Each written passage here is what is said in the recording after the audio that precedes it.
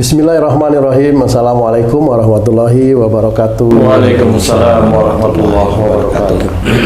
Para pemirsa dan sahabat beriman dimanapun berada, kita jumpa lagi di Ustadz Danu Official Channel bersama saya Tung. Semoga kita semua dalam lindungan Allah Subhanahu wa Ta'ala. Amin. Di video kali ini kita akan ngaji lagi bersama guru kita semua, Pak Ustadz Danu, yang sudah hadir di sini bersama kami. Assalamualaikum Pak Ustadz. Waalaikumsalam warahmatullahi wabarakatuh. Assalamualaikum Banjir. Waalaikumsalam Pak Tung. Kali ini kita ada bahasan satu yang sangat menarik ini. Pak Ustadz, jadi yang paling sering sekali terjadi di masyarakat, bahkan kami juga mengalami sering batuk pilek tuh Pak Ustadz, batuk pilek.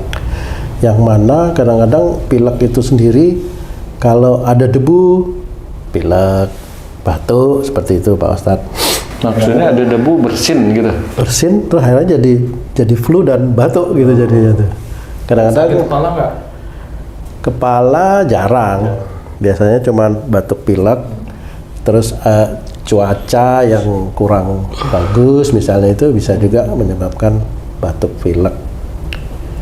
Nah sebenarnya penyakit batuk pilek itu disebabkan apa Pak Ustadz? Iya. Bismillahirrahmanirrahim. Assalamualaikum warahmatullahi wabarakatuh. Waalaikumsalam warahmatullahi wabarakatuh. Amin ya rabbal alamin. Jadi sebagian orang batuk atau pilek itu disebabkan dari bakteri atau virus. Kalau pilek itu virus influenza, batuk ya bakteri menyebabkan batuk.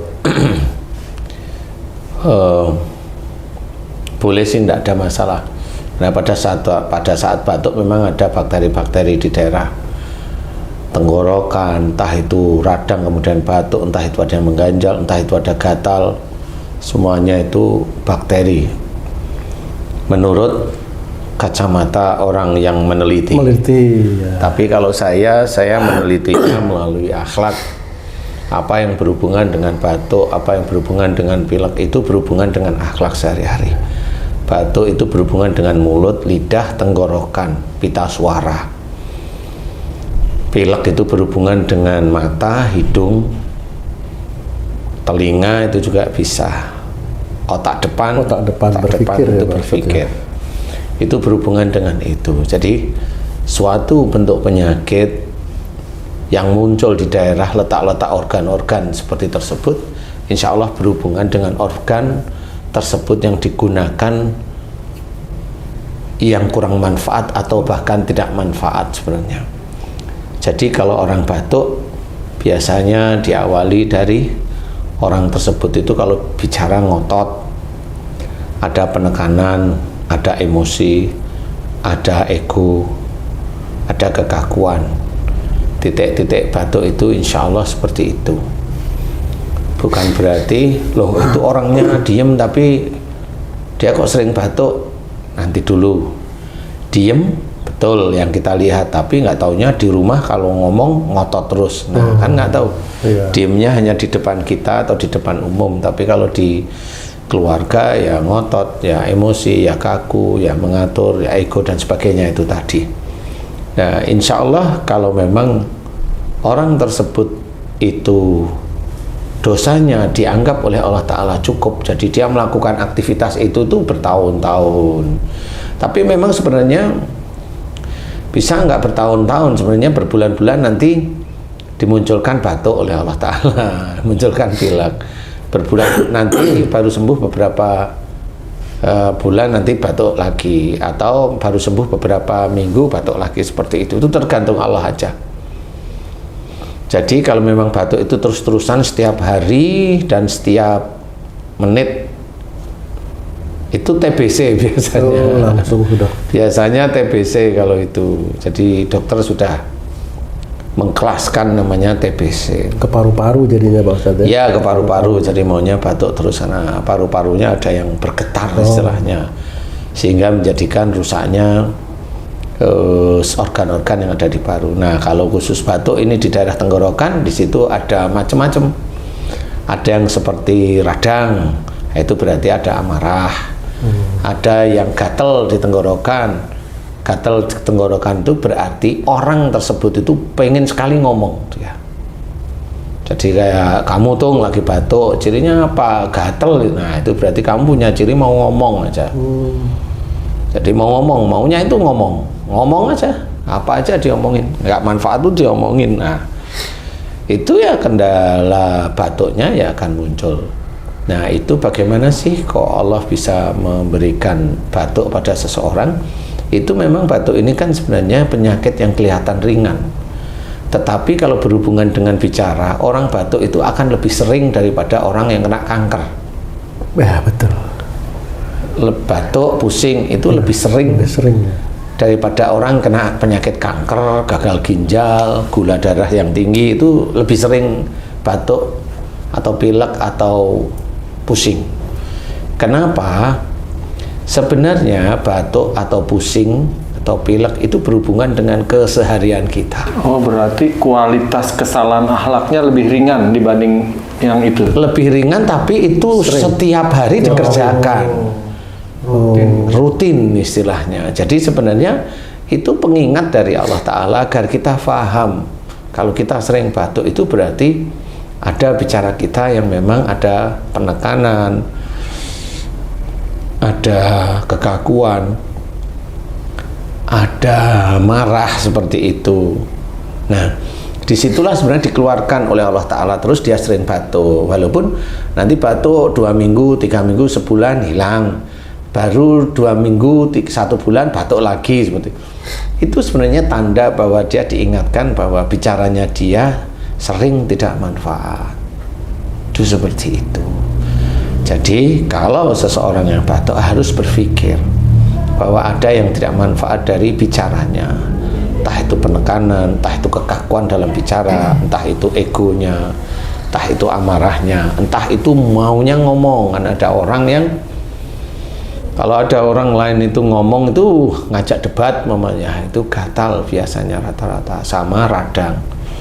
Nah, di titik itulah sebenarnya orang harus berpikir, oh berarti ada bicara yang tidak manfaat. Nah, ya sudah, kembali jalan Allah, yaitu tobat, mohon ampun terus menerus, mohon ampun, kemudian dirubah cara bicara itu ya biasa, tidak ngajak orang itu debat, tidak menekan, menyuruh itu tidak menekan, menyuruh menekan itu ya sama sebenarnya, itu dari cara bicara.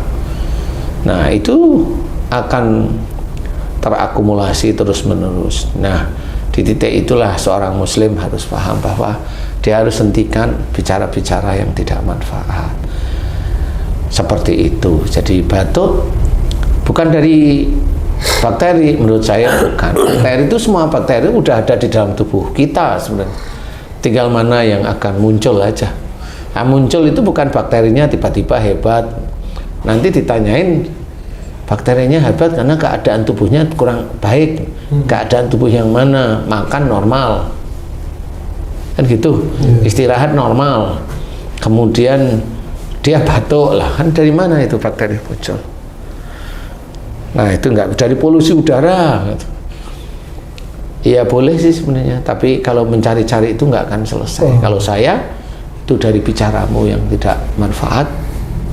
Jenisnya apa? Gatal, kamu pengen sekali ngomong, kalau ada orang ngomong itu pengen sekali ngelawan atau apa namanya itu?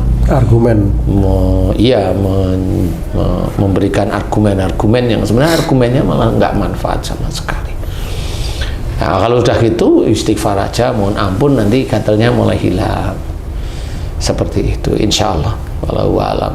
Ustaz, batuk pilek ini di masyarakat sering dikatakan penyakit menular nih Ustaz. Karena bakteri atau virusnya menyebar kalau dia batuk. Nah, kejadiannya seorang ibu atau seorang ayah terhadap anaknya nih. Nah, anaknya balita lah. Ya, kalau dia menderita batuk pilek, betapa menderitanya, susah napas dan sering muntah karena lendir dari hidungnya masuk ke mulut dan menyebabkan muntah. Nah, apakah bayi ataupun balita ini terkena penyakit batuk pilek dari orang tuanya atau memang kenapa tuh Ustaz? Sebenarnya genetik dari bayi kan dari ayah sama ibunya. Kemudian ada genetik bayi yang nanti akan sama dengan sifat ayah atau ibunya. Jadi kalau ayah sama ibunya itu lagi batuk sama pilek, bayinya ikut itu bukan nular. Oh. Karena memang si ayahnya lagi diperingatkan oleh Allah Ta'ala tentang batuknya yang tidak, sebenarnya itu bicara tidak manfaat. Nah, si bayi ikutan. Kenapa? Karena si ayah, umpamanya yang batuk ayah nih, karena ayahnya atau ibunya itu sejak dulu dikasih tahu dari Allah tentang batuknya, tidak pernah berubah, tidak pernah tobat kepada Allah Ta'ala tentang bicara yang tidak manfaat, kemudian tidak mohon ampun, dan dia masih aja bicara itu tidak manfaat. Sama seperti yang diceritakan dalam Quran, gibah itu kan nggak penting juga ya. Tahu nggak orang batuk pilek itu salah satunya itu dari gibah. Orang muslim itu malah nggak pernah tahu yang seperti itu. Pokoknya taunya gibah nggak boleh gitu aja. Sebenarnya ya dari unsur gibah itulah batuk pilek salah satunya. Karena bicaranya tidak manfaat sama sekali. Nah, cuma orang muslim nggak ngerti. Gibah ya gibah aja, tahu aja gibah. Tapi efeknya ke kesehatan ya nggak ngerti. Suuzon, nggak boleh memang suuzon orang muslim. Tapi suuzon nggak boleh. Efeknya apa? Ya nggak tahu aja. Karena pada saat mamanya kita cerita, mamanya kalau kamu sering suuzon nanti pusing, ngeyel malahan orangnya. Nah, disitulah memang orang-orang muslim, saudara-saudara kita itu ya rata-rata begitu itu. Sebenarnya Rasul sendiri pun melarang untuk suuzon karena Rasul tidak suka suuzon. Rasul melarang juga gibah karena Rasul tidak suka gibah. Tapi memang kalau ditanya, loh itu dalilnya mana? Lah kan sudah ada. Kalau gibah ngomong tidak penting, termasuk penekanan bicara, termasuk di dalam menyuruh dan sebagainya, itu kan ada amplitudo tenggorokan itu kan langsung meninggi terus, sehingga itu yang menyebabkan ditulis oleh Allah Ta'ala melalui malaikat atid itu suatu kesalahan. Nah, suatu ketika kalau memang itu diperlukan, kesalahan itu dimunculkan dalam bentuk sakit, yaitu batuk. Makanya kalau anak itu bukan ketularan dari orang tua dari sisi batuknya, insya Allah enggak, tetapi memang anak itu punya genetik sama seperti orang tuanya. Kalau mamanya ayahnya batuk, dia batuk, ayahnya pilek, dia pilek, ayahnya meriang, dia ikut meriang, ayahnya batuk, dia mutah, itu ya mirip sebenarnya. Satu lagi Ustaz, ya. Ayahnya kaya, anaknya ikut kaya Ustaz. Kalau itu istrinya kaya, suaminya ikut seneng gitu. Udah pasti tuh Ustaz. Iyalah. Jadi itu genetik aja, bukan ketularan sih. Insya Allah kalau saya enggak seperti itu ya.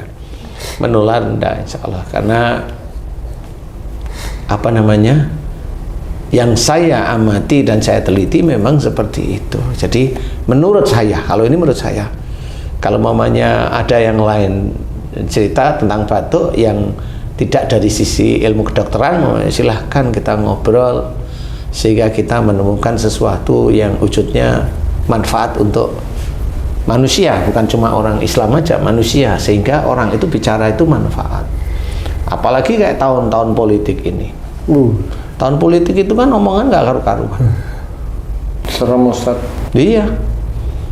Omongan nggak saling memfitnah. Nah, iya pasti.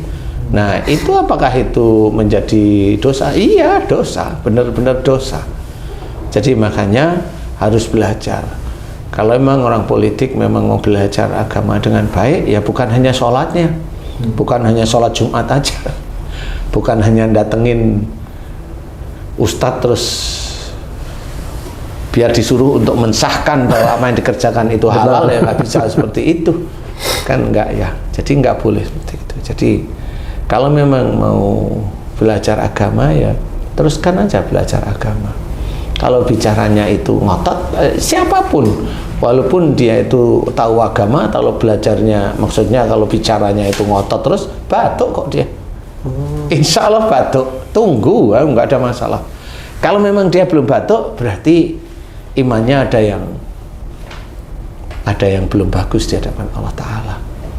Karena Allah itu akan memberikan penyakit itu sesuai dengan imannya, dosa dan imannya. Kalau dosanya menumpuk tapi imannya tidak bagus, ya penyakit itu belum dimunculkan oleh Allah Ta'ala. Tapi kalau dia itu imannya bagus, dosa itu walaupun sedikit, dosa itu akan dimunculkan, penyakit itu akan dimunculkan oleh Allah Ta'ala. Semakin orang itu imannya bagus, semakin dia itu akan gampang sakit sebenarnya. Karena tipikal manusia itu banyak dosa sebenarnya. Jadi akan banyak sakit. Insya Allah seperti itu. Oke, Ustaz. Batuk, pilek ada suatu perbuatan atau perkataan yang istilahnya kurang baik lah. Berpikir suudzon juga kurang baik. Apakah yang sesuatu yang kurang baik itu kalau berkata di mulut, berpikir suudzon di kepala, apakah itu termasuk jin? Itu masuk ke situ, Ustaz? Iya, pasti. Karena yang namanya sekarang gini. Kenapa para guru-guru kita, para ustadz atau para kiai ya yang betul-betul sudah mulai paham, sebelum dia itu berbicara selalu bismillah. Bismillah itu menandakan bahwa apa yang beliau omongkan itu manfaat nantinya. Apakah jin nggak masuk? Enggak. Kalau itu manfaat nggak akan masuk. Nah, pada saat dia bismillah, pada saat omongan pertama, kedua, ketiga, setengah jam itu aman-aman di titik itu. Tapi nanti kalau ada emosi di tengah pembicaraan, ya di emosi itu bismillahnya lupa.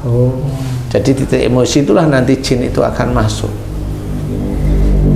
Kemudian mengancam seseorang atau jamaahnya, sama dia di titik itu emosinya muncul, kemudian itu rusak. Jadi bismillah dengan nama Allah itu rusak karena dia marah. Jadi jangan dianggap kalau bismillah sejak awal sampai akhir itu benar, belum tentu. Allah tetap akan menilai. Nah, kalau di tengah perjalanannya berkata yang kurang baik walaupun di awalnya bismillah, terus dia menyadari, apa yang dilakukannya? Dia harus istighfar. Siapapun kita harus istighfar untuk perkataan yang tidak baik. Tetap apapun bentuknya kita harus istighfar, mohon ampun.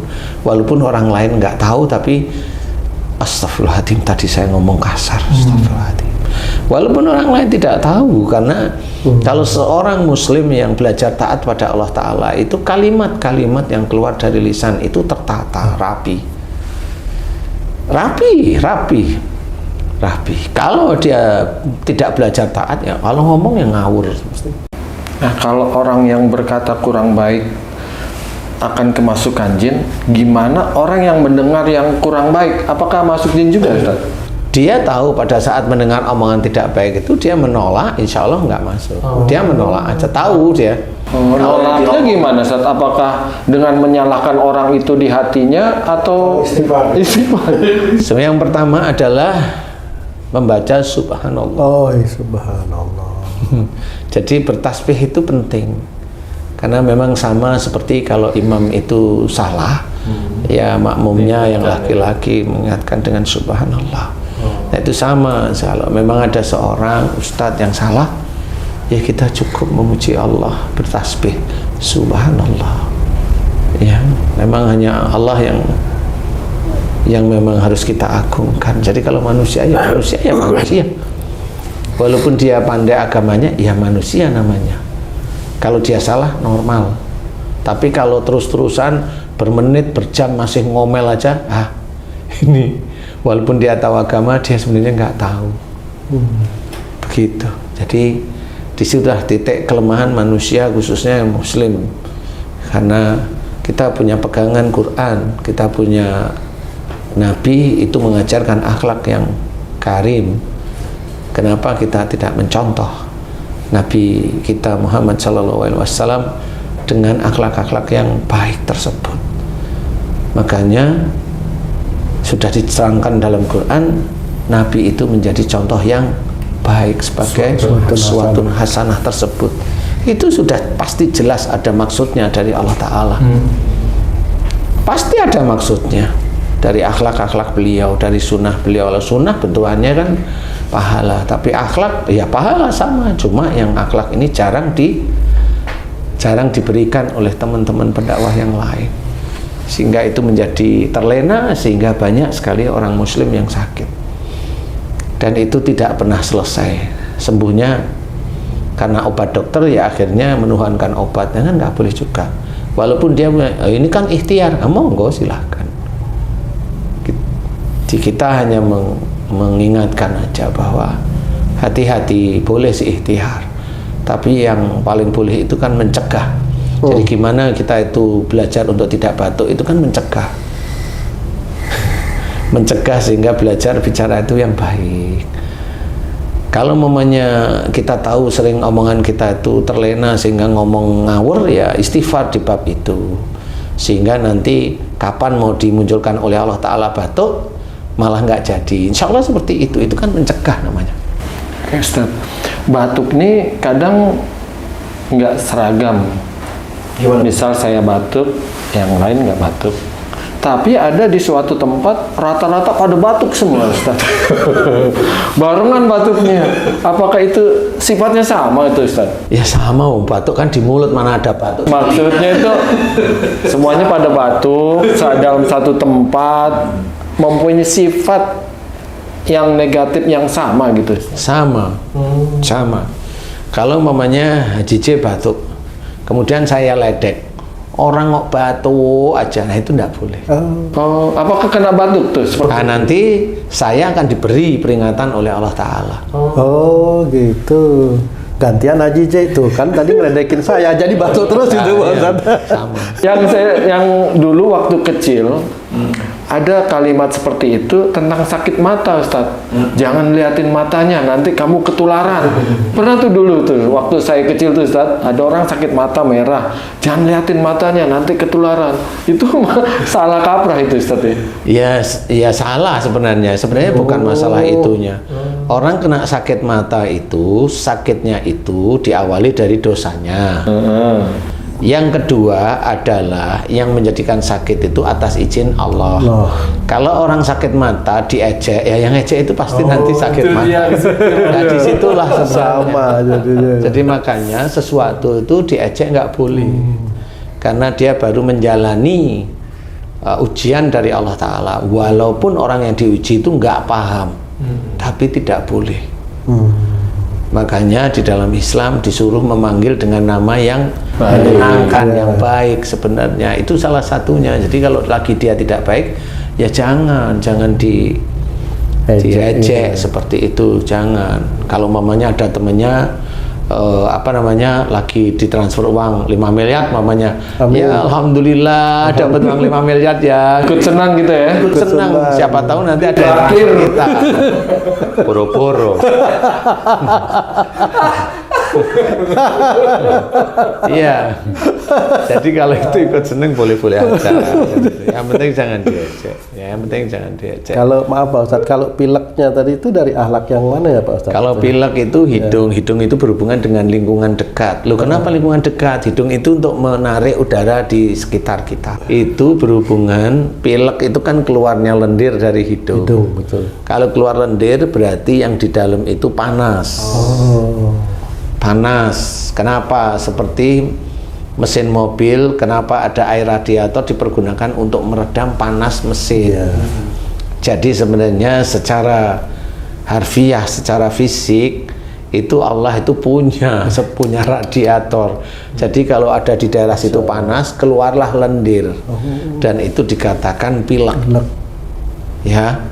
Nah, pilek itu memang akhirnya menjadi penyakit. Nah, orang yang sesekali pilek atau beberapa bulan selalu pilek itu biasanya berhubungan dengan sesuatu yang berhubungan dengan dekat, orang dekat, lingkungan dekat, panas, mata itu melihat, otak ini berpikir. Jadi lingkungan 1, 2, 3, 4 seperti itu. Nah, 4 titik itu dia lakukan. Jadi dia melihat di lingkungan dekatnya, kemudian dia mikir ada kejengkelan, udah.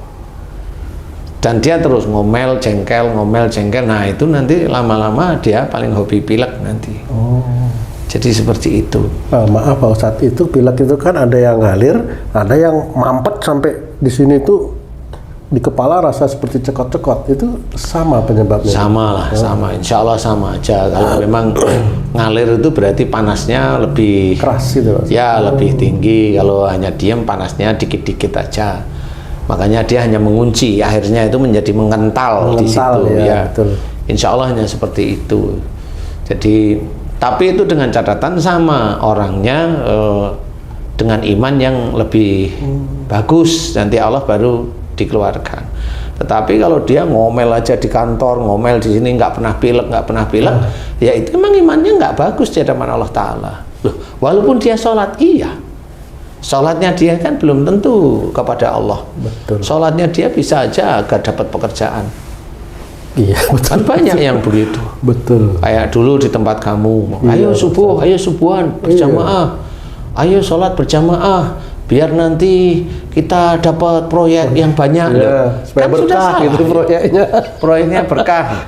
Itu lucu menurut saya. Kalau di tempat kamu sampai ngomong proyeknya berkah, itu lucu menurut saya. Tapi memang tidak berhubungan sama sekali. Nggak ada hubungannya sama sekali. Cuma kalau memang dia itu sholat agar dapat proyek, selesai sholatnya tidak dinilai pahala oleh Allah Ta'ala.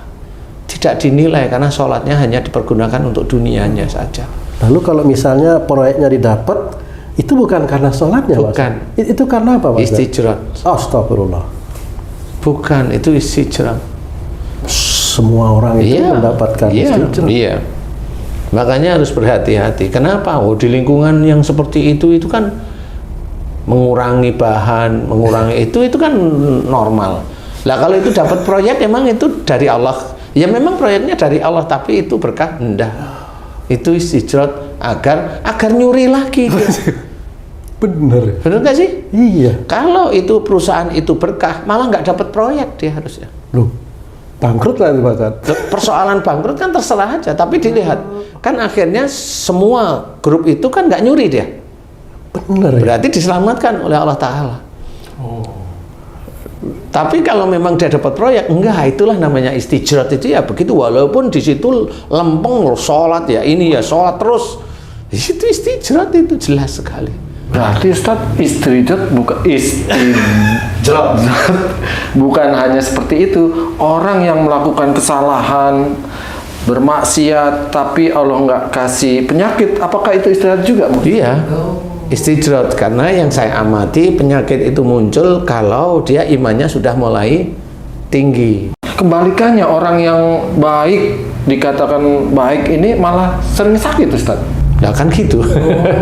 Kalau imannya sudah mulai tinggi, nah dia sering sakit. Kan tadi saya juga cerita, dosanya seberapa, kalau imannya semakin naik, dia pasti diingatkan oleh Allah Ta'ala. Oh, maksudnya Allah mengingatkan untuk kembali ke jalan Allah. Ya, karena ada dosa di titik sakitnya itu. Biar nanti meninggal berkurang. Iya, betul. Seperti itu. Makanya kalau mamanya di tempat kamu tuh, mamanya itu dapat proyek terus, itu istijrat. Walaupun misalnya, ini mohon maaf ini menyimpang sedikit, kita misalnya manggil anak yatim gitu Pak Ustadz, terus baca doa itu juga nggak ada. Emang anak yatim itu siapa sih? Kan siapa aja. Wong kamu itu ibadahmu itu nggak digubris kok sama Allah Ta'ala. Allah itu tidak butuh ibadahnya orang Muslim sebenarnya. Yang dibutuhkan itu taat. Jadi ibadah seseorang itu bisa menjadi hilang karena ibadahnya itu hanya mencari duniawi, makanya nggak digubris sama Allah Ta'ala. Makanya kalau ngambil anak yatim suruh doa di situ, tanyain aja yang punya kajian itu, untuk apa? Biar proyeknya lancar, biar proyeknya kan salah semua akhirnya. Oh salah, saya juga nggak terbukti itu akhirnya Pak Ustadz. Malah ada yang meninggal di proyek itu. Makanya di situ itulah namanya istijrat, dan itu tidak akan mempan kalau itu diberikan kajian kepada GM, direksi itu nggak mempan itu mereka. Kebal itu pikirannya. Karena mikirnya dia itu kalau udah sholat itu udah besok itu di surga. Dia mau urusan dia. Iya serius, padahal dia lupa, dia nyuri, dia menyuruh anak buahnya nyuri, dia juga dapat dari curian itu. Walaupun proyek itu dibalikkan kepada negara, rugi kan gitu. Ya itu semau-maunya dia aja. Jadi intinya harus benar-benar mikir bahwa kita mikir sehari-hari di lingkungan sama, akhirnya mikir pekerjaan juga bisa jadi pening, akhirnya pilek dan sebagainya, itu ya dari titik-titik itu. Memikirkan sesuatu di lingkungan sekitar dengan berat, dengan kejengkelan, dengan emosi. Kalau memang orang tersebut itu imannya cukup lumayan bagus, dia akan dimunculkan sakit oleh Allah Ta'ala. bentukannya bisa pilek, bentukannya bisa batuk. Makanya kalau kita suatu ketika itu berangkat haji itu kan atau umrah itu kan sering mendengar di Mekah atau di Madinah di masjid khususnya itu yang batuk itu kan banyak. Seragam batuk. Nah, iya seragam. Makanya di situ, nah itu salah satu hal yang dimunculkan oleh Allah Ta'ala. Jadi harus berpikir. Cuma kebanyakan orang Muslim nggak ngerti kalau saya jawab. Kenapa? Karena nggak mau tahu. Kalau dikasih tahu ngeyel, menyepelekan, ngeyel. Nah inilah ciri-ciri orang yang mendustai Allah Ta'ala, mendustai firman-firman Allah. Diceritakan wa ma asabakum min musibatin fa bima kasabat aydikum, apa saja musibah yang kau terima, batuk atau pilek yang kau terima disebabkan dari buah tanganmu sendiri, dari bicara atau cara berpikir di lingkungan. Dia nggak mau percaya, dia akan mendustai ayat Allah tersebut. Dan itu kalau dia pakai terus menerus, silahkan nanti, kalau taunya kan nanti di akhirat. Kalau saya hanya memberikan jalan aja, taunya nanti di akhirat bahwa dia dianggap kafir di ayat tersebut, tidak percaya, dianggap tidak percaya. Berarti orang yang dikasih sakit sama Allah seharusnya alhamdulillah juga Ustaz. Iya, tetap alhamdulillah. Cuma tanya sama orang yang paham betul. Yang paham betul. Manfaatnya apa ini untuk keimanan? Iya. Ya, kalau nggak tahu ya, biasa. Oh iya juga, ada juga banyak itu. Akhirnya kan nggak ada manfaatnya dari sakitnya dia. Iya, benar. Kalau seseorang itu akan ditingkatkan derajatnya, kalau dia mendapatkan penyakit itu, ya dia harus sabar. Nah sabar itu orang itu nggak ngerti yang ngomong sabar itu. Sabar itu apa? Saya berpikir bahwa orang yang bilang sabar itu diam pasti. Iya, benar. Bukan sabar itu dengan dia, bukan. Yang tepat itu mau bilang diam yang ngomong. Ya kalau kamu sakit, ya diamlah kamu. Nah gitu yang benar. Bukan sabar. Pengganti sabar. Sabar itu diselesaikan dengan cara-cara Islami. Selesaikan gimana? Dicari apa kekurangan, apa kesalahan. Kalau ketemu, tobat, mohon ampun. Kemudian serahkan sama Allah, tawakal. Nah itu linknya sabar itu. Justru ada kegiatan. Ada kegiatan, bukan diem, makanya di situ wasta'inu bis sabri was shalah. Itu dijelaskan. Jadi mintalah pertolongan kepada Allah dengan sabar dan sholat. Masa dengan diam dan sholat? Enggak bisa. Coba kalau kamu itu minta pertolongan pada Allah, kamu punya istri, punya anak, lapar, mintalah pertolongan kepada Allah Ta'ala dengan sabar dan sholat. Paham? Ya. Berarti kamu hanya diam dan sholat aja. Tetap lapar. Lah kan tetap nggak bisa makan. Pakai paling enggak harus jalan keluar belikan makan, paling enggak kegiatannya seperti itu. Kalau ada uang. Oh iya. Ya, maksudnya lagi ada uang sih, Bang. Kalau nggak ada uang kan dia harus ikhtiar. Kerja itu, kerja, kemudian istiqomah, kemudian menunggu dari gaji, kemudian tawakal. Ini kan proses sabar sebenarnya. Ada ujian, ada ini. Nah, kebanyakan orang Muslim itu nggak paham yang namanya sabar itu, nggak paham, sehingga dianggap sabar itu diam. Betul. Coba kan udah sabar aja. Itu maksudnya kan udah diam aja gitu. Bener. Sabar dalam rangka usaha, apapun hasilnya yang belum mencukupi tetap usaha, itu namanya sabar ya. Iya, usaha, kemudian tawakal kepada Allah. Nah itu proses sabar. Itu masih ada menunggu satu hasilnya. Kalau hasilnya belum sesuai dengan kita, ya memang harus sabar beneran. Harus tetap dilakukan lagi seperti itu. Itulah yang harus kita kerjakan sebagai seorang Muslim. Jadi berdoa, apa yang tadi masalah tentang batuk, yaitu bicara yang tidak manfaat, ghibah, atau penekanan dalam bicara, atau ada arogansi, atau marah, atau kekakuan dalam bicara dengan nada-nada yang tinggi, itu mohonkan ampun. Kemudian pilek sama, melihat, berpikir tidak cocok, jengkel, dan jengkel. Itu tobatlah pada Allah. Mudah-mudahan Allah mengampuni dan insya Allah sembuhnya cepat. Amin. Wallahu a'lam. Alhamdulillah. Wah, dahsyat banget nih. Terima kasih banyak Pak Ustadz pencerahannya, pelajarannya kali ini tentang batuk dan pilek. Para pemirsa dan sahabat beriman dimanapun berada, mudah-mudahan apa yang disampaikan oleh guru kita Pak Ustadz Danu bisa memberikan manfaat yang seluas-luasnya buat kita semua, khususnya kami yang ada di sini, agar bisa meningkatkan keimanan dan ketakwaan kita kepada Allah Subhanahu wa Ta'ala. Insyaallah. Kami pamit. Wassalamualaikum warahmatullahi wabarakatuh. Waalaikumsalam warahmatullahi wabarakatuh.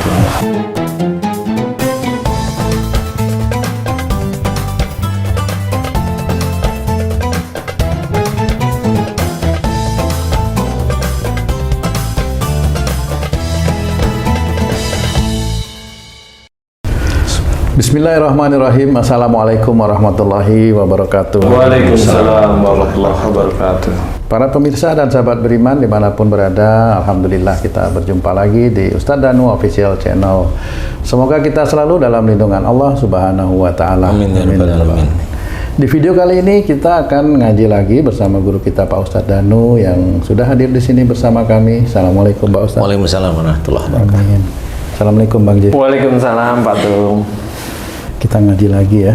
Para pemirsa dan sahabat beriman, sering sekali kita dimanapun di masyarakat ya, di tempat umum maupun di rumah, itu mendengar suara batuk itu ya, batuk yang enggak selesai-selesai. Nah Pak Ustadz, kami ingin bertanya mengenai batuk yang terus-menerus dan kadang-kadang itu sembuh sebulan kumat lagi.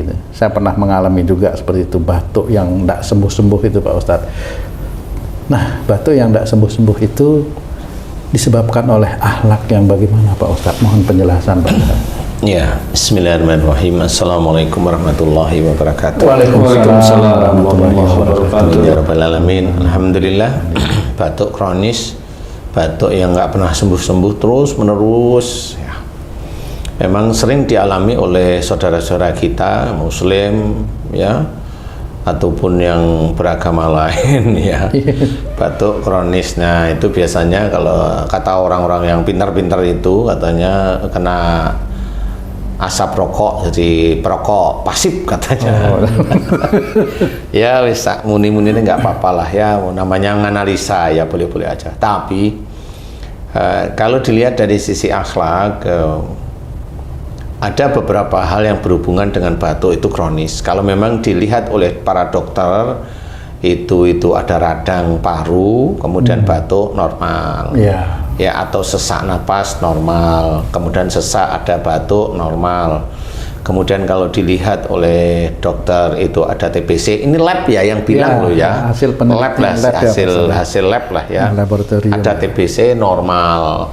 Ya, kemudian juga ada orang yang radang paru enggak, TBC juga enggak, tapi batuk terus menerus itu ada dan sering. Nah, batuk terus menerus kalau TBC jelas lah ya, itu nanti di lain kesempatan itu kita cerita, atau radang paru kita cerita. Sekarang adalah batuk yang bukan radang, bukan TBC. Banyak kuman di tenggorokan, iya bolehlah nganalisa, namanya batuk kan biasanya banyak kuman ya. Nah, kalau dari sisi akhlak, kalau bukan dari sisi paru-paru secara fisik, berarti ini ada berhubungan dengan tenggorokan di daerah sini. Saya nggak tahu ini tenggorokan apa kerongkongan di situ. Tinggal nanti batuknya di mana, di sini, atau di pangkal leher, atau di sini. Kalau ada 3 titik biasanya di daerah pangkal leher, atau di jakun di daerah pita suara, atau di daerah Percabangan paru. Iya, seperti itu di daerah itu. Itu memang ada, kadang gatal dari sini, kemudian naik ke sini, kemudian gitu. Nah, yang berhubungan, akhlak yang berhubungan dengan itu sebenarnya yang pertama adalah emosional. Nah, kalau tidak ada radang, tidak ada TBC, emosional di dalam berbicara, penekanan di dalam bicara, penekanan. Jadi kayak umpamanya kamu Tung, kalau ngomong itu kan neken-neken tuh. Nah, kamu walaupun nggak TBC, nggak radang, ya batuk aja kamu tiap hari. Iya, persis itu Pak Ustadz. Kadang ya neken sama marah. Iya, kan, itu kayak kebiasaan jadinya. Kayak sambel di antara tempe dan tahu. Kalau itu enak. Iya. Kan gitu maksudnya. Kebiasaan itu kalau antara sambel dengan tempe tahu dan ayam goreng, nah, itu enak namanya. Makanya maksud saya adalah marah dengan penekanan, itu sehari-hari enak maksudnya. Jadi ya. Aduh, buat dosa kok enak ya. Nah kan begitu. Jadi ada penekanan di dalam pembicaraan itu ada. Makanya kamu kalau batuk itu dites kayak apa? Nggak ada bakteri, nggak ada kuman, nggak ada virus. Tapi hati-hati loh, jangan sampai mati mendadak loh. Astagfirullahaladzim. Ya, nggak tahu tiba-tiba nyekek sendiri kan gimana ya. Jadi itu bisa satu. Karena ini kasus ke Pak Tung nih ceritanya ya. Kasus kalau bicara itu neken dan emosi. Betul. Ini satu, itu pasti itu. Iya. Jadi kalau itu sejak dulu ya pasti batuk ini nggak bisa sembuh ya. Gitu. Ya kalau dicek ya nggak apa-apa, paru-parunya aman. Ya seperti itu. Nah itu yang pertama. Yang kedua, memang cenderungan dia tidak banyak bicara, pendiam.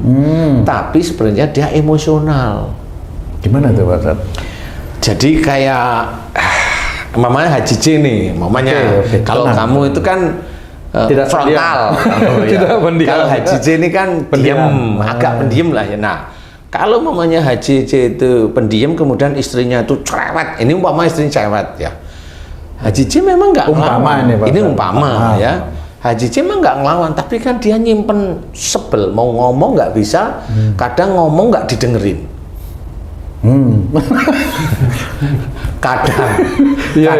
Kadang loh ya. Kadang ngomong nggak didengerin. Yang sering memang nggak denger kan gitu ya. Jadi Haji J sendiri itu kan jengkel, ngomong nggak bisa, akhirnya kan di daerah sini tekanan emosinya kan ada di daerah sini. Nah itu bisa walaupun pendiam, walaupun tidak kelihatan emosional, gatel aja di daerah sini. Gitu. Benar itu Ji? Iya kalau malam biasanya. Oh gitu ya? Batuk. Nggak berani ya? Nggak berani. Biasanya gitu biasanya. Jadi kecenderungan. Kemudian yang jelas emosi dalam berbicara, penekanan dalam pembicaraan, atau diam tapi sebenarnya emosional. Nah, ya alhamdulillah kalau Haji J kan tidak terlalu emosional. Jadi batuknya itu ala kadar lah. Ala kadar, nggak kentara. Kecuali kalau Haji J itu lihat sesuatu yang enak di mata itu batuk langsung. Gitu. Kode kalau itu. Tanda itu. Itu tanda itu ya. Tanda mau aku gitu maksudnya. Sebenarnya ngasih tanda ke teman sebelah gitu. Ada teman sebelahnya tuh. Jadi kalau batuk yang memang tidak ada apa-apanya itu biasanya ada marah, penekanan bicara, kemudian diam tapi dia menyimpan marah yang nggak bisa dikeluarkan. Dan kalau memang dia itu hanya diem tapi kok batuk terus dan diperiksa nggak ada apa-apanya, insya Allah yang paling mudah saya kasih ilmunya adalah dia ditanyain, batuk ini setelah kapan? Sebelum menikah atau setelah menikah? Setelah menikah dia nggak batuk, tapi saya tanya lagi, kapan dia kerja? Kerjanya itu setelah menikah umur sekian, atau begini, oh saya sebelum nikah sudah kerja. Oke. Kamu pindah kerja nggak? Oh iya, habis itu saya resign terus pindah kerja. Ketemu sekarang. Berarti di pekerjaan itu ada yang menurut dia itu bikin dia itu marah tapi nggak bisa dikeluarkan. Marah nggak bisa dikeluarkan, ya itu dia setiap hari batuk. Biasanya sama bos itu. Kenapa? Biasanya marah sama bos nggak bisa dikeluarin. Bisa dikeluarin sih, kan gitu ya. Atau ada satu lagi sih, marah sama istri juga nggak bisa dikeluarin. Bos juga. Jadi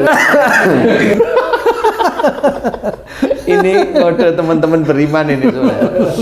Jadi intinya adalah marah yang disimpan, walaupun dia tidak kelihatan emosional sehari-hari, tapi dia diam. Sebenarnya dia emosional, cuma nggak pernah kelihatan aja.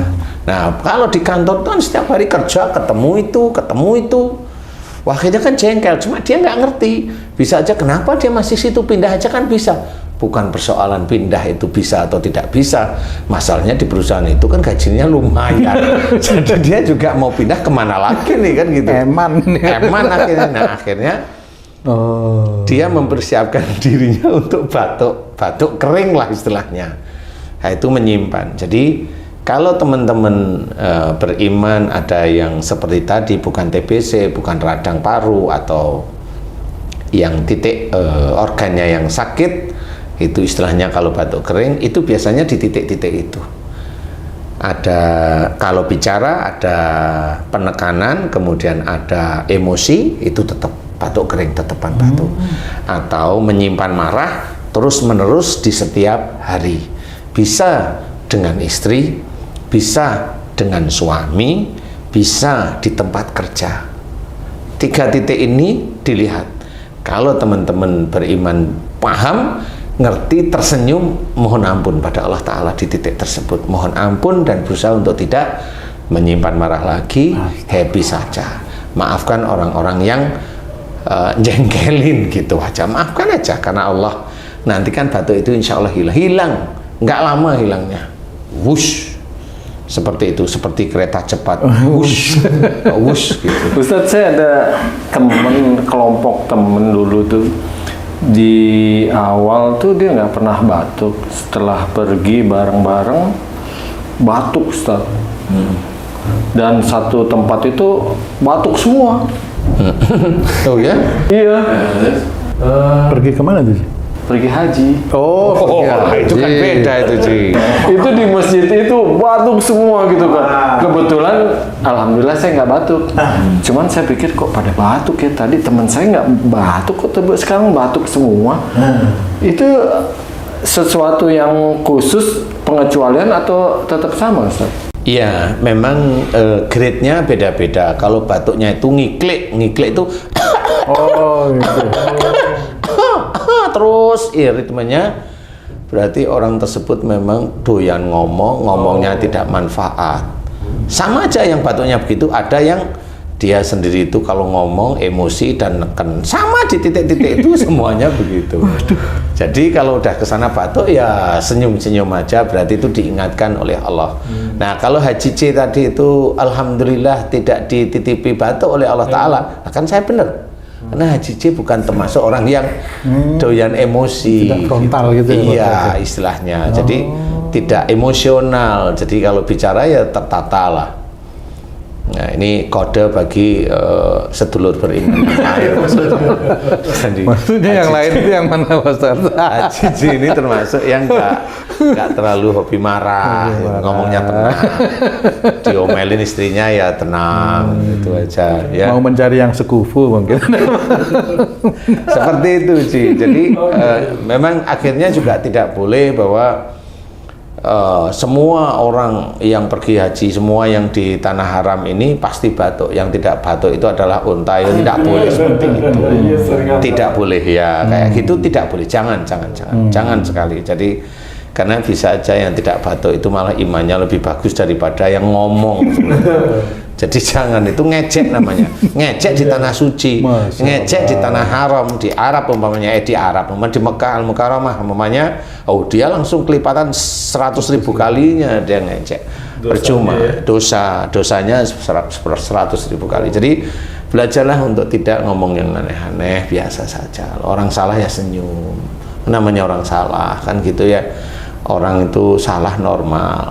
Yang jelas tuh kalau dia mau berubah, ya kita bersyukur teman-teman kita udah pada berubah jadi baik. Makanya kalau haji dititipi tidak batuk pada saat haji itu ya alhamdulillah, bahwa memang yang saya amati haji jarang emosional, biasa aja. Haji disuruh ke sana nurut, suruh nganter beli apa namanya, beli jilbab kerudung nurut, suruh cuci nurut, suruh setrika nurut, suruh ngepel nurut, suruh ngecat rumah nurut. Apa yang tidak seneng istri yang seperti itu? Nah biasanya cirinya, biasanya kalau suaminya begitu, istrinya biasanya badannya seger. Karena jarang bekerja gitu, Pak. Iyalah.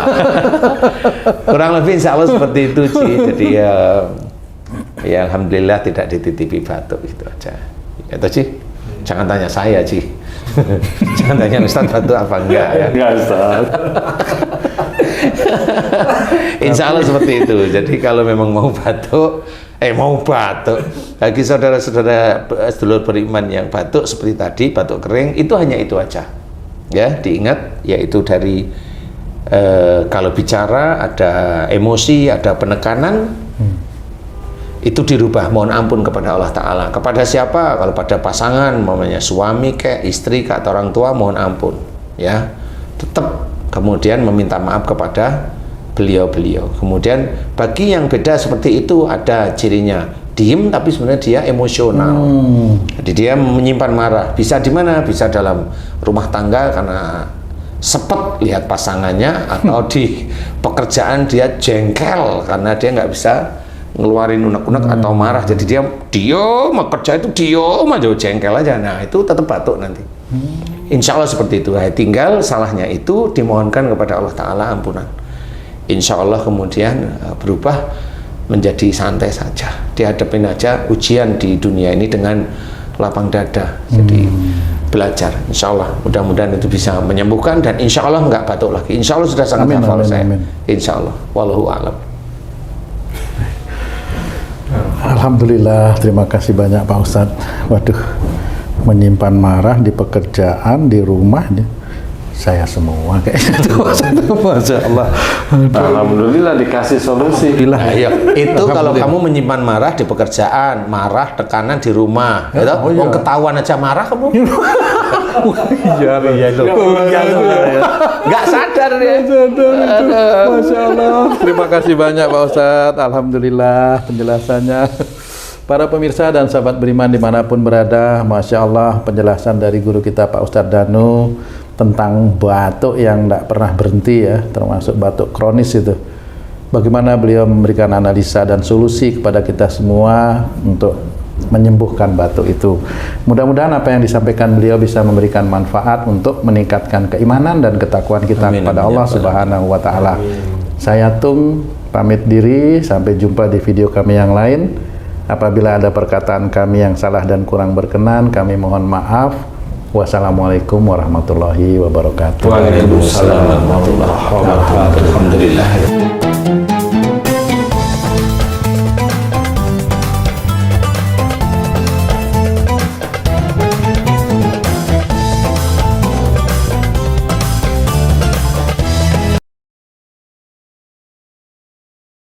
Bismillahirrahmanirrahim. Assalamualaikum warahmatullahi wabarakatuh. Waalaikumsalam warahmatullahi wabarakatuh. Para pemirsa dan sahabat beriman dimanapun berada, alhamdulillah kita berjumpa lagi di Ustadz Danu Official Channel. Apa kabar semua? Semoga kita selalu senantiasa dalam lindungan Allah Subhanahu wa Ta'ala. Amin ya rabbal alamin. Di video kali ini kita akan ngaji lagi bersama guru kita semua Pak Ustadz Danu yang sudah hadir di sini bersama kami. Assalamualaikum Pak Ustadz. Waalaikumsalam warahmatullahi wabarakatuh. Amin. Assalamualaikum Bang J. Waalaikumsalam Pak Tung. Alhamdulillah. Alhamdulillah. Sahabat beriman dimanapun berada, sering sekali kita dalam kehidupan ini menemui atau mendapati masalah-masalah yang berhubungan dengan macam-macam. Kadang-kadang berhubungan dengan kesehatan, bisa berhubungan dengan rezeki, atau berhubungan juga dengan sesuatu yang tidak mengenakan yang terjadi pada diri kita ataupun keluarga kita.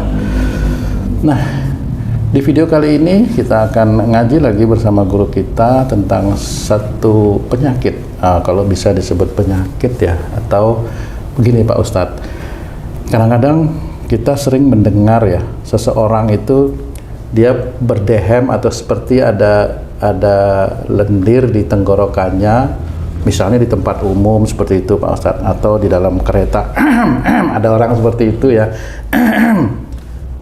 Sering sekali itu, banyak sekali terjadi masalah itu. Nah, mohon penjelasan Pak Ustadz, kira-kira lendir yang ada di tenggorokan itu disebabkan apa Pak Ustadz? Ya. Bismillahirrahmanirrahim. Assalamualaikum warahmatullahi wabarakatuh. Waalaikumsalam warahmatullahi wabarakatuh. Amin ya rabbal alamin. Alhamdulillah. Kalau lendir di dalam tenggorokan itu memang dia lagi terkondisi kena radang tenggorokan normal, atau ya dia lagi flu, saya anggap normal dulu ya, walaupun sebenarnya flu sendiri juga nggak normal gitu orangnya, tapi saya anggap normal dulu ya, karena nanti kalau flu-nya membaik dia sudah ikut hilang ya, maksud saya normal itu seperti itu. Tetapi ini yang mau ditanyakan barangkali itu yang setiap saat gitu. Menaun seperti itu Pak. Iya, sehingga sampai mau matinya lah kasarnya. Nggak hilang-hilang. Nggak hilang-hilang. Adanya cuma Iya. Benar. gitu. Benar. Padahal dia dalam keadaan sehat ya. Sehat, nggak flu, maksudnya nggak flu lah, istilahnya nggak flu, dan kondisinya juga nggak batuk. Kadang gitu. Nah, itu batuk itu gejala TBC kalau. Tapi kalau yang apa tadi yang ini berlendir itu ya. jadi kayak ada yang nyangkut di situ, kesannya kayak gitu ya.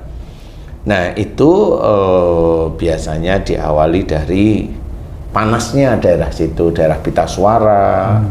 Daerah otot-otot daerah pita suara, daerah otot-otot daerah pita suara itu biasanya dipergunakan untuk meninggikan atau merendahkan suara. Jadi seseorang meninggikan suara itu gimana? Penyanyi? Bukan. Nada tinggi itu. Kan nada ya, ini bukan. Meninggikan suara itu maksudnya marah. Nah, menghardik gitu ya. Marah lah ya. Marah. Karena ada marah yang tidak menghardik juga, diem aja. Ada dengan nada berat menekan gitu, marah juga. Ya, intinya ada marah yang disimpan, istilah mau diomongin tapi tidak diomong-omongin, itu biasanya dari daerah sini. Nah, itu terbiasa. Biasanya kalau orang yang kondisional ada persoalan kemudian marah, ini bisa aja itu terjadi. Tapi yang lebih berat, yang hampir setiap saat itu begitu, biasanya bukan cuma marahnya, jadi setiap saat dia itu maunya marah, nekan, kaku, seperti itu. Jadi ada penekanan di dalam bicaranya. Ada penekanan di dalam bicaranya. Dan penekanan apa? Yaitu tadi, bisa aja rasa kakunya kalau bicara ya, di dalam pikiran dia itu dia mau ngomong ini itu orang itu harus ngikutin, itu berarti itu ada kekakuan di dalam bicara. Kemudian marah, jadi di dalam pembicaraan sehari-hari juga sama, merasa dirinya itu merasa aja ini orang kok dikasih tahu nggak bisa menurut dia aja, sehingga dia pada saat ngomong itu ada kaku, ada marahnya, bentuk nada-nadanya itu seperti itu. Kemudian ada penekanan, harus mamanya, jadi harus mengikuti, jadi istilahnya nggak peduli itu siapa, nggak peduli itu umpamanya istri atau suami atau orang tua, nggak peduli dia. Jadi dia menginginkan omongannya itu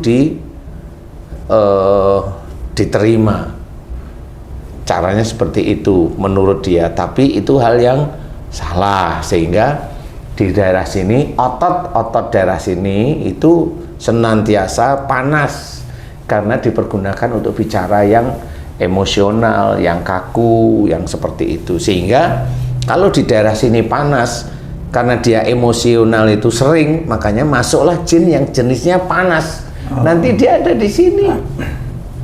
Jinnya di sini panas. Nah, kalau ada jin panas di sini, dia akan, kalau sifat panas itu emosi, kaku, menonjol. Jadi ada di situ kesannya kok ada kayak ada benda sih di situ gitu loh. Iya, betul. Jadi dia akan gitu. Sering seperti itu karena merasa di daerah otot-otot, daerah pita suara maupun di pita suaranya itu ada sesuatu yang mengganjal menurut dia. Nah, inilah yang menyebabkan akhirnya secara sunatullah panas di daerah sini, keluarlah lendir beneran. Jadi sunatullah itu seperti itu. Jadi panas yang di tenggorokan itu akan didinginkan dengan lendir yang ada di tenggorokan khususnya. Nah, lendir inilah yang memang dia akan membasahi terus-menerus. Dan ini mau diobatin kayak apa? Nggak bisa. Karena ini penyakitnya psikologis. Jadi psikologis sebenarnya. Cuma itu, nah kayak gini ya. Jadi kepancing dia. Seperti itu. Memang gitu terasa di sini kok kayak ada Nyantol. basah, nyantol. Itu lendir itu memang keluar karena panas. Kalau enggak panas berarti tidak ada lendir. Nah, Gitu. ya kayak mamanya saya bukan mau baik-baikin saya ya. Enggak, biasa aja. Ya enggak itu ya enggak gitu. Kecuali waktu minum glegek itu ada yang Nyangkut gitu. mamanya nutupnya di katup Pita suara paru-parunya itu kurang pas, itu nyangkut. Normal itu tersedak normal. ya bahasa tersedak. Ada yang minum Ustaz nggak ketelan-telan karena nyangkut tuh. Itu kenapa tuh Ustaz? Ya itu kendali otomatis antara tenggorokan makanan, kerongkongan ya, antara makanan, lubang makanan dengan lubang nafas ini dia nggak bisa bagus istilahnya. Jadi itu bisa yang nggak bisa. Tapi kalau nyangkut ada lagi biasanya. Kalau nyangkut nih, kalau memang Haji J itu pernah lihat orang minum atau kok nyangkut ya di sini. Nah, biasanya orang itu tipikalnya orangnya itu kalau ada orang lain ngomong belum selesai dia udah langsung motong. Dia langsung motong, nggak mau dengerin omongan. Nah, itu nyangkut di sini. Atau orang yang sakit diminumin obat nggak bisa, dikasih makan nggak, nah, itu orangnya tipenya begitu. Tapi diperlihatkan oleh Allah Ta'ala dalam kondisi sakit dia nyangkut itu seperti itu. Jadi kayak umpamanya kayak pertanyaan tadi, kenapa ada lendir di situ ada panas? Kenapa ada panas di situ? Karena jenis bicaranya, omongannya itu panas. Panas itu yang gimana? Emosi, kaku, menekan. Nah, itu kan di sini.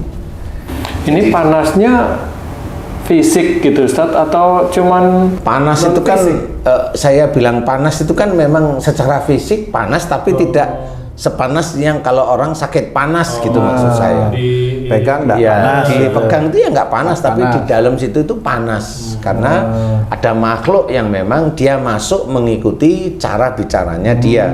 Cara bicara dia itu emosional, cara bicara dia itu marah, cara bicara dia itu menekan orang, cara bicara dia itu memberitahu, menekan dengan keminter, cara bicara dia macam-macam di situ. Jadi intinya ada penekanan, nah itu panas daerah sini. Nah, kalau udah panas secara sunatullah Allah tubuh itu akan mengeluarkan lendir cairan. Sama seperti seorang kalau lagi sariawan itu kan panas tuh. Mulut panas itu kan orang yang lagi sariawan itu pasti ilernya agak banyak Keluar, iya. Nah itu iler itu memang sunatullah Untuk melumasi itu Pak Ustadz, biar enggak kering gitu kira-kira Pak.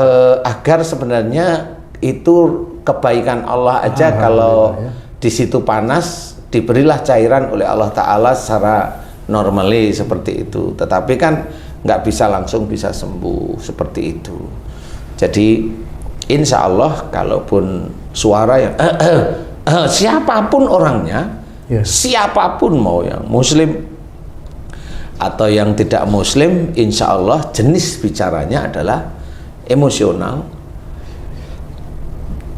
marah, kaku, menekan, rata-rata di titik itu. Boleh dites. Saya banget tuh Pak Ustadz. Tadi pagi baru gitu tuh. Oh iya. Tadi pagi. Mikirnya tuh gini, lah kan udah aku bilangin iya, masih juga nanya itu termasuk menekan itu Pak Ustadz. Sama menekan. Masya Allah. Sama siapa yang ngomong gitu? Istri saya. Oh, sama istri. Istri yang mana? Yang di Jogja. Ini istri beneran nih Pak Ustadz nih. Ya kan Ini nanti bener ada nih. orang ngomong, loh kan istrinya di Bali. Makanya itu kan saya. Keterucut ya saya ya. Ya udah tidak apa-apa. kan jadi di Bali ada, di Jogja ada gitu. Padahal maksud saya itu berpikir kan udah tak bilangin tadi, kok nanya-nanya lagi gitu. Itu juga salah ya Pak Ustadz. Ya, di hari itu salah. Di waktu itu salah. Kemarin salah.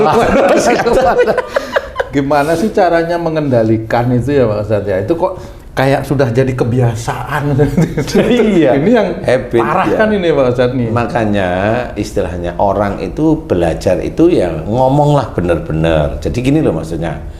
Pamannya kamu keluarga gini, ngomong yang bener di situ ada peraturan yang harus ditaati gitu. Kalau nggak ada ya maunya sendiri. Suatu ketika kamu pengen marah ya marah. Suatu ketika istrimu pengen marah marah. Suatu ketika kamu pengen nggak mau peduli begitu, istrimu nggak mau peduli begitu. Karena nggak ada peraturan di situ.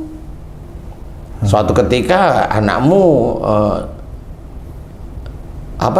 ya ada yang nggak mau diganggu gitu, sehingga kamu sendiri kan ya diem. Ya satu kan momen nggak bisa diganggu gitu. Lah kan akhirnya diem. Akhirnya apa?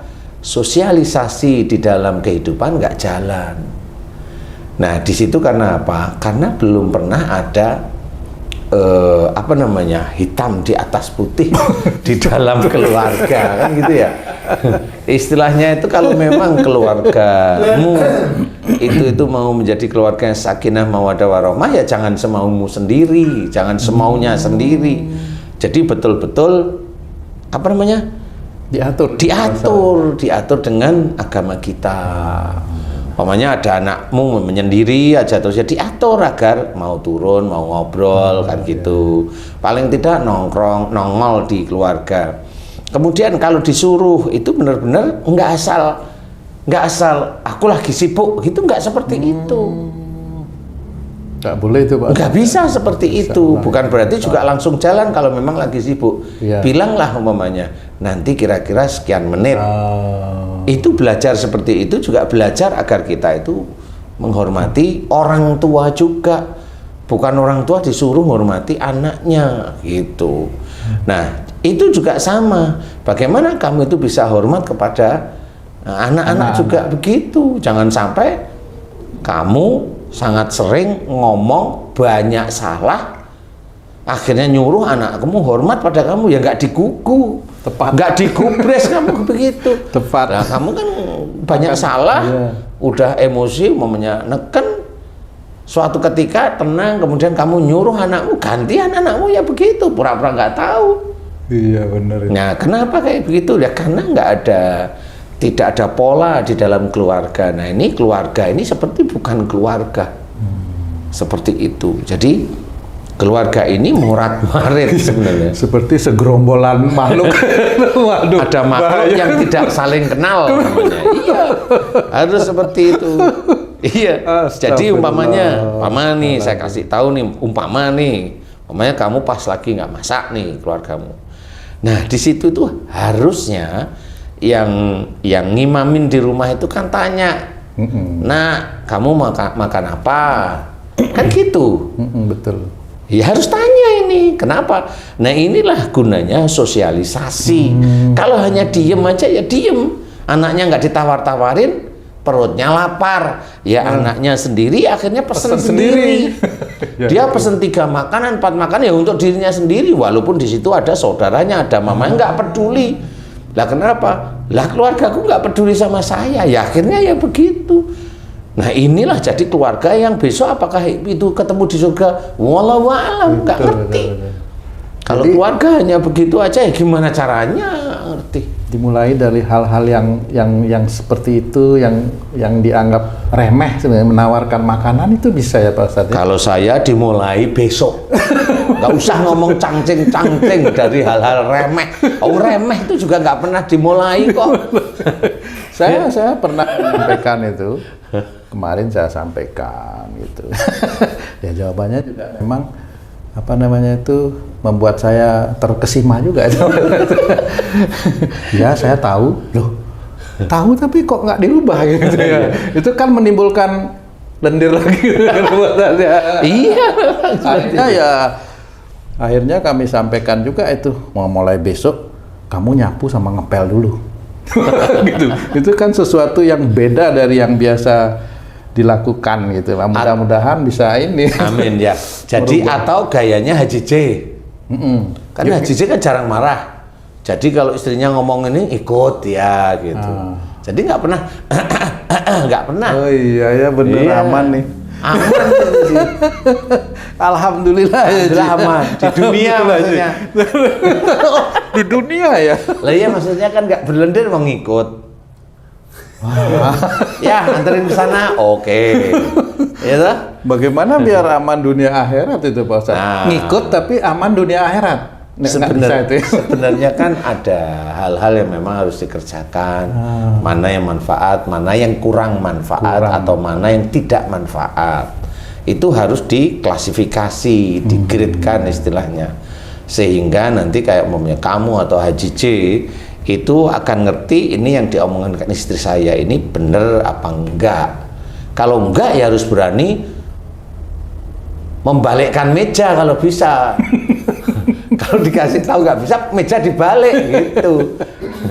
Sehingga harus tahu bahwa oh ini suamiku ini jengkel kali, padahal balik meja itu hanya cuma nah meja kan besok saya bisa beli, ini kan meja udah dari nikah nih nggak ganti-ganti kan gitu. Tapi bener. HJJ kan sebenarnya mau beli meja di pura-puranya kan pas timingnya tepat dibalik Balik meja. aja, Gitu. Oh dibanting gitu, padahal memang sudah disiapin meja dari luar agar istrinya ngerti, ngerti gimana. Nah, ngerti inilah mudah-mudahan dia berpikir bahwa oh selama ini salah saya gitu. Tapi kalau mamanya Haji J itu ya nurut-nurut aja ya dikira ya benar terus apa yang diinginkan.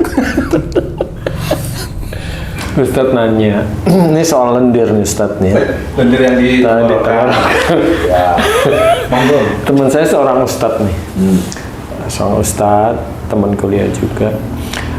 Dia sakit lendir tenggorokan plus mukanya bengkak Ustadz. Kejadian sebulan yang lalu, bengkak, pipinya bengkak ke dokter. Ternyata kata dokter, pipinya ini udah penuh dengan lendir. Nah, pipinya penuh dengan lendir. Lendir apa cairan maksudnya? Lendir karena sinus katanya. Oh karena sinus, oke ya oke. Ya oke nggak apa-apa, lanjut sih.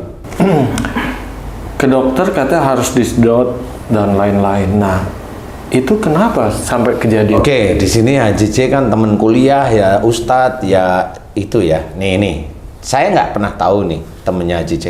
Begini, kalau dia sinus, ya biasanya orangnya agak pendiam tapi pemikir. Orang pendiam tapi mikirnya kuat lah. Kuat. Ya. Dan, nah ini kalau ada yang dipikirin dan menjadi persoalan dia, jarang dia ceritain. Jadi istilahnya kurang terbuka lah orang. Walau alam saya nggak ngerti nih, tapi saya tanya sama Haji J, orangnya terbuka nggak walaupun sama kawan lama? Enggak. Nah, kan bener. Iya ya. Kenapa kurang terbuka? Karena mukanya bengkak. Muka bengkak itu sebenarnya kalau muka itu identiknya itu kalau ada sesuatu itu bisa diceritakan, didiskusikan. Itu muka di sini ini. Jadi dia tidak jaim dengan kondisi dia atau persoalan dia. Nah, kalau mukanya itu gembeng itu berarti ini orang kalau ada persoalan-persoalan relatif disimpan. Seperti itu ya, maksudnya dia baik nggak cerita tentang aib sih, tapi kan bukan persoalan aib. Kalau dia memang diciptakan dia sebagai manusia, kan tetap masih ada kekurangan dia sebagai manusia. Kekurangannya apa? Kalau memang dia menghadapi masalah tidak mampu, ya bertanyalah pada kawannya yang lain mencari jalan keluar selain diserahkan pada Allah. Harusnya seperti itu. Kayak seperti ini nih. Nah, kayak seperti ini kan diskusi nih. Jadi diskusi untuk lendir yang di sini, lendir yang di muka, nah itu sama. Jadi karakteristiknya sama. Kalau di sini dia biasanya bicaranya neken, emosi, marah, kaku, seperti itu. Kalau di sini di muka, nah dia tidak terbiasa menceritakan persoalannya itu untuk dicari jalan keluarnya. Jadi dia mencoba mencari jalan keluar sendiri. Tetapi namanya manusia kan banyak kekurangannya. Ya barangkali dia sebagai seorang ustadz, barangkali dia lebih tahu dan lebih dekat pada Allah Ta'ala, merasa ya. Tapi kalau udah mukanya bengkak ya, akhirnya sakit itu menghapus dosa, ya nggak bisa, akhirnya dia ke rumah sakit kan gitu ya. Kalau dia itu ke rumah sakit berarti dia nggak ingin dosanya diampuni, dihapus oleh Allah Ta'ala. Jadi harus berpikir positif, berpikir yang real sebenarnya. Jadi temannya Haji C insya Allah seperti itu, dia pemikir serius, dan kalau ada persoalan dia jarang sekali diskusi atau menceritakan. Nah, kalau memang Haji ingat, ya memang kayaknya dia seperti itu, nah, jangan diulangi. Nah, untung Haji C itu walaupun tidak banyak ngomong tapi mikirnya biasa-biasa aja. Aman ini Ji sebenarnya. Nggak punya pikiran. Nggak punya pikiran, kalau udah bosen Ji. Jadi nggak punya pikiran. Coba kalau nggak bosen itu kan mikir kan gitu. Jadi intinya insya Allah seperti itu. Jadi gimana caranya lendir di tenggorokan ini bisa dikeluarkan oleh Allah Ta'ala normal? Yaitu tadi, orang yang di sini berarti cara bicaranya itu ada emosional, ada marah, ada kaku itu penekanan, titik itu aja. Nanti orangnya insya Allah seperti itu kok. Cara bicara itu pasti menggebu dia. Nah itu ya sama. Mungkin masyarakat mengira itu secara umum radang tenggorokan gitu Ustaz, sehingga dibilang panas dalam. Nah mungkin itu panas itu maksudnya Ustaz itu ya, panas ini ya. Emang panas di sini, makanya ada cabada, obat kaki 3. Oh nggak mempan itu, yakin nggak mempan. Insya Allah nggak mempan. Minum segelas, segendong pun nggak mempan itu ya. Karena itu kan ya begitu-begitu aja lah ya. Jadi intinya kembali pada Allah, Ya, betul. sehingga dia mohon ampun tentang apa, emosi, kaku, marah, penekanan, kemudian jangan diulang. Ini nanti yang dulunya kayak ada mendosol di sini, itu berangsur-angsur akan hilang dan aman insya Allah. Nah, kan mohon ampun Ustaz, biasanya orang yang sakit itu pengen cepet-cepet sembuh Ustaz. Kalau dia pengen ampunnya cuma sehari 2 hari ternyata nggak sembuh, dia putus asa atau istilahnya cari jalan lain, gimana tuh Ustaz? Ya sebenarnya kalau cari jalannya berobat ke dokter masih boleh lah ya. Tapi ya kalau saya lawong melakukan dosa puluhan tahun kok mau sembuh dalam waktu seminggu, ini gimana sih?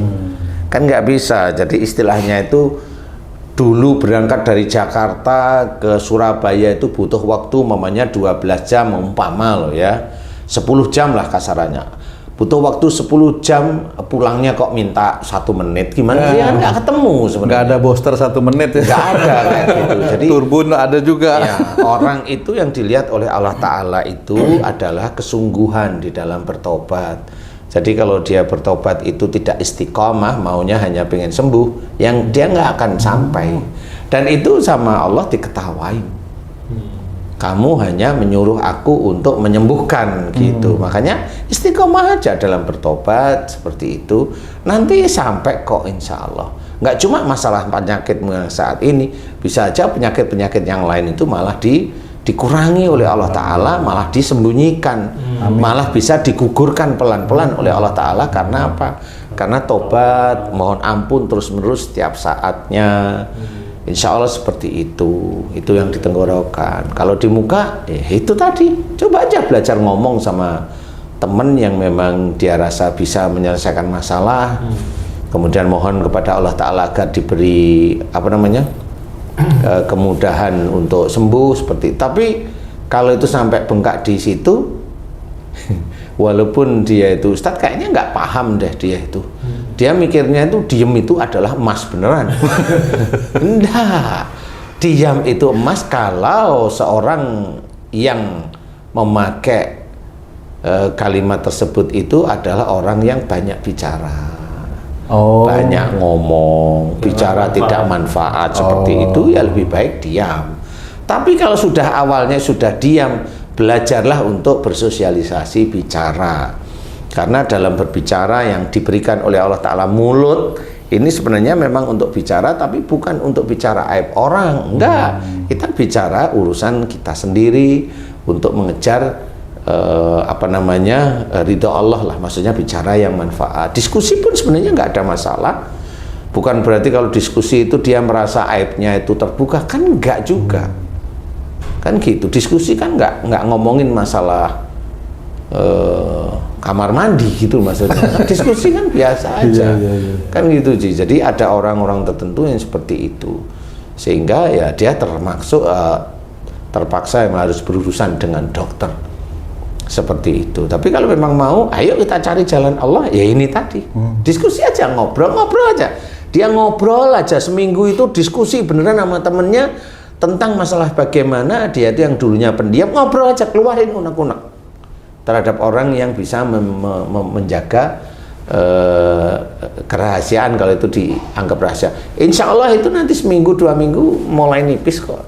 Itu hanya begitu-begitu aja sih. Seperti itu, insya Allah kalau mau ya. Nah, mudah-mudahan kalau memang ini untuk sedulur beriman, mudah-mudahan bisa dipraktekkan dan belajar untuk bicara itu yang manfaat, nggak usah nadanya tinggi. Memang ada orang yang tidak emosional tapi ngomongnya pelan tapi nyakitin, ya itu ada. Nah itu ada juga nyakitin itu. Nah biarin aja orang seperti itu. Memang dia tidak ada lendir di sini. Urusannya nanti di akhirat karena dia ngomongnya santai tapi nyakitin. Nah itu jangan, kita kalau bisa bicara itu yang tidak nyakitin orang lain, karena itu sudah diajarkan oleh Rasulullah Muhammad SAW. Jadi belajarlah untuk baik di setiap bicara kita. Mudah-mudahan bisa menjadi obat ya, insya Allah. Wallahu a'lam. Alhamdulillah. Terima kasih banyak Pak Ustadz masukannya. Para pemirsa dan sahabat beriman dimanapun berada, demikian tadi penjelasan dari guru kita Pak Ustadz Danu mengenai lendir yang ada di tenggorokan, bagaimana beliau memberikan analisa dan solusi kepada kita. Mudah-mudahan ini bisa bermanfaat juga untuk kalau ada yang yang sakit seperti itu bisa diberikan kesembuhan oleh Allah, yang tentunya juga untuk meningkatkan keimanan dan ketakwaan kita kepada Allah Subhanahu wa taala. Amin. Saya Tung undur diri, sampai jumpa di video kami yang lain. Jika ada perkataan kami yang salah dan kurang berkenan, kami mohon maaf. Wassalamualaikum warahmatullahi wabarakatuh. Waalaikumsalam warahmatullahi wabarakatuh. Alhamdulillah.